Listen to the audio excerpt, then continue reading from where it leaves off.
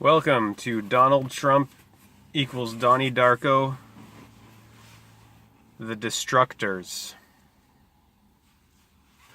by Greene. I'm going to read the short story which is featured in the film Donnie Darko, which is secretly Donnie Darko released in 2001, which is secretly the exposing the psychological operation of the deep state Dark-O-ccult Psyop of Trump.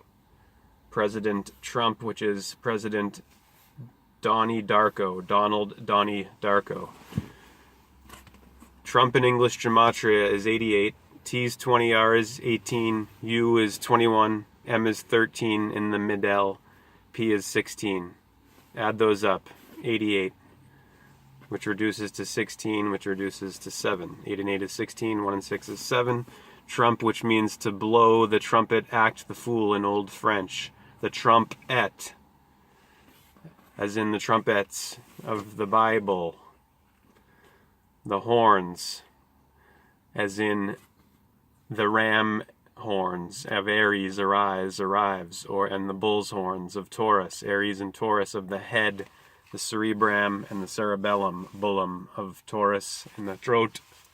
In all language, Aleph Beth in Phoenician, where we get alphabet, the Aleph A, turn it upside down to see it, what it actually is. It's the horns of the bull. That's its paleo ancestor.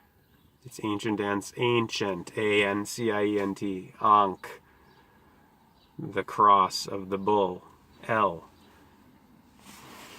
So, Donnie Darko, the film, was released on 1/19/2001. Trump was elected gave his acceptance speech for his election on November 8th, 2016, and on 11/9 after midnight, which is 1/19.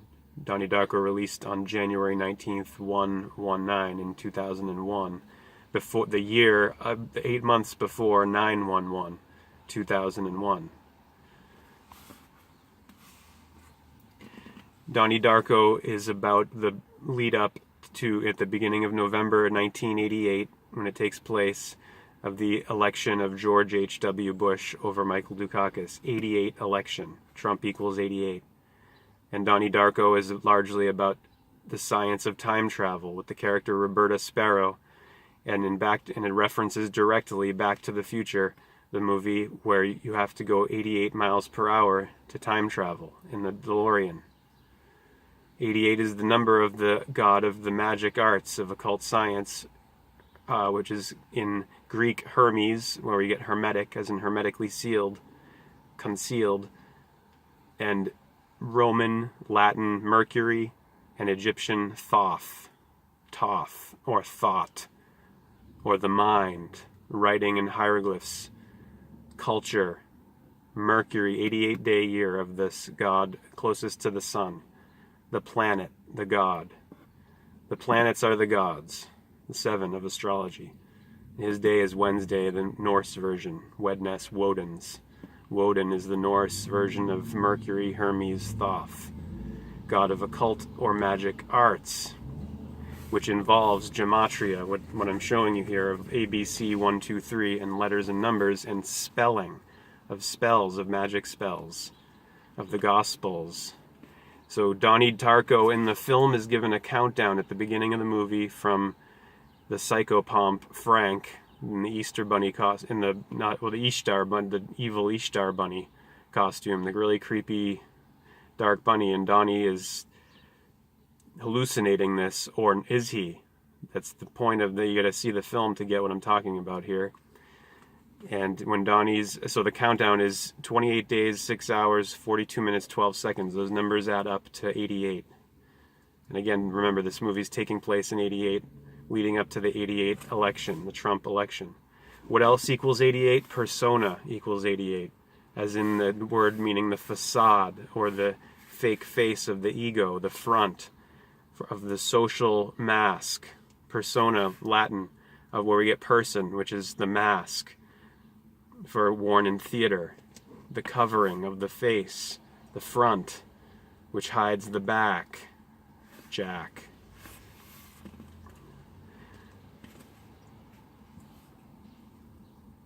Donnie's sitting in his psychiatrist's office wearing a shirt that says Triumph, as in the motorcycle company Triumph, which is what Trump, one of the meanings of Trump, to triumph, as in the Joker card in poker. In the House of Cards with Frank Underwood, and Frank is the name of the Donnie's hallucination, in quotes, hallucination. See True Hallucinations by Terence McKenna. The mask equals 44. This is another term for the ego or the persona of the front. Donnie Darko, Donald Trump, and what's the name of the book, of the story, I'm sorry, that they're in Donnie's English class that they're reading, that Donnie talks about in class, impressing his teacher, Drew Barrymore. It's called The Destructors. So we're putting the President of the United States in its proper context, which is it's a theater, political theater, dark occult psychological operation. Just as Obama was, and Bush was, and Clinton was. And you notice they keep flip-flopping between donkeys and elephants, Democrats and Republicans. This is a mask array.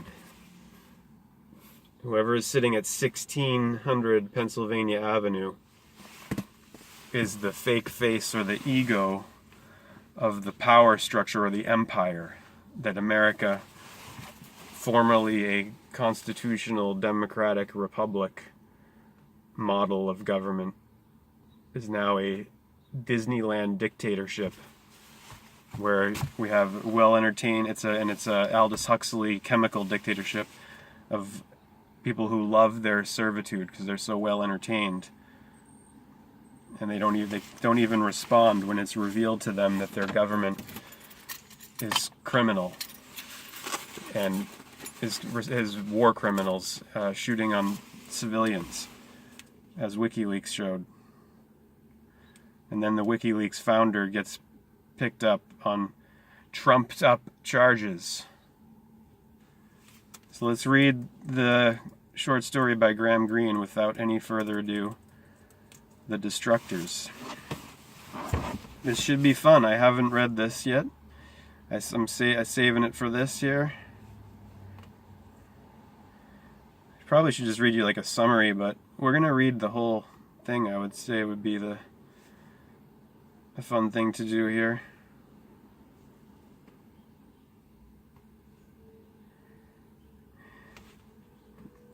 It was on the eve of the August bank holiday that the latest recruit became the leader of the Wormsley Common Gang. No one was surprised except Mike, but Mike at the age of 9 was surprised by everything. If you don't shut your mouth, somebody once said to him, you'll get a frog down it. After that, Mike kept his teeth tightly clamped, except when the surprise was too great. The new recruit had been with the gang since the beginning of the summer holidays, and there were possibilities about his brooding silence that all recognized. He never wasted a word, even to tell his name, until that was required of him by the rules. When he said Trevor, it was a statement of fact, not as it would have been with the others a statement of shame or defiance. Nor did anyone laugh except Mike, who, finding himself without support and meeting the dark gaze of the newcomer, opened his mouth and was quiet again. There was every reason why T, as he was afterwards referred to, should have been an object of mockery. There was his name, and they substituted the initial because otherwise they had no excuse not to laugh at it. The fact that his father, a former architect and present clerk, had come down in the world, and that his mother considered herself better than the neighbors. What but an odd quality of danger of the unpredictable established him in the gang without any ignoble ceremony of initiation? The gang met every morning in an impromptu car park, the site of the last bomb of the first Blitz. The leader, who was known as Blackie, claimed to have heard it fall, and no one was precise in his dates to the point that he would have been 1 year old and fast asleep on the down platform of the Wormsley Common Underground Station. On one side of the car park leant the first occupied house, number 3, of the shattered Northwood Terrace. Literally leant, for it had suffered from the blast of the bomb, and the side walls were supported on wooden struts. A smaller bomb and incendiaries had fallen beyond, so that the house stuck up like a jagged tooth and carried on the further wall relics of its neighbors, a dado, the remains of a fireplace. T, whose words were almost confined to voting yes or no to the plan of operations proposed each day by Blackie, once startled the whole gang by saying broodingly, "Wren built that house, Father says." "Who's Wren?" "The man who built St. Paul's." "Who cares?" Blackie said. "It's only Old Misery's." Old Misery, whose real name was Thomas, had once been a builder and decorator. He lived alone in the crippled house, doing for himself. Once a week you could see him coming back across the common with bread and vegetables, and once as the boys played in the car park, he put his head over the smashed walls of his garden and looked at them. "Been to the Lav," one of the boys said, for it was common knowledge that since the bombs fell, something had gone wrong with the pipes of the house, and Old Misery was too mean to spend money on the property. He could do the redecorating himself at cost price, but he had never learned plumbing. The Lav was a wooden shed at the bottom of the narrow garden, with a star-shaped hole in the door. It had escaped the blast which had smashed the house next door and sucked out the window frames of number 3. The next time the gang became aware of Mr. Thomas was more surprising. Blackie, Mike, and a thin yellow boy, who for some reason was called by his surname Summers, met him on the common coming back from the market. Mr. Thomas stopped them. He said glumly, "You belong to the lot that play in the car park?" Mike was about to answer when Blackie stopped him. As the leader, he had responsibilities. "Suppose we are?" he said ambiguously. "I got some chocolates," Mr. Thomas said. "Don't like 'em myself. Here you are. Not enough to go round, I don't suppose. There never is," he added with somber conviction. He handed over 3 packets of Smarties. The gang was puzzled and perturbed by this action and tried to explain it away. "Bet someone dropped them and he picked them up," somebody suggested. "Pinched him and then got him in a bleeding funk," another thought aloud. "Pinched him and then got in a bleeding funk," another thought aloud. "It's a bribe," Summers said. "He wants us to stop bouncing balls on his wall." "We'll show him we don't take bribes," Blackie said, and they sacrificed the whole morning to the game of bouncing that only Mike was young enough to enjoy. There was no sign from Mr. Thomas. Next day, T astonished them all. He was late at the rendezvous, and the voting for that day's exploit took place without him. At Blackie's suggestion, the game was to disperse in pairs, take buses at random and see how many free rides could be snatched from unwary conductors. The operation was to be carried out in pairs to avoid cheating. They were drawing lots for their companions when T arrived. "Where you been, T?" Blackie asked. "You can't vote now, you know the rules." "I've been there," T said. He looked at the ground as though he had thoughts to hide. "Where?" "At Old Misery's." Mike's mouth opened, and then hurriedly closed again with a click. He had remembered the frog. "At Old Misery's," Blackie said. There was nothing in the rules against it, but he had a sensation that T was treading on dangerous ground. He asked hopefully, "Did you break in?" "No, I rang the bell."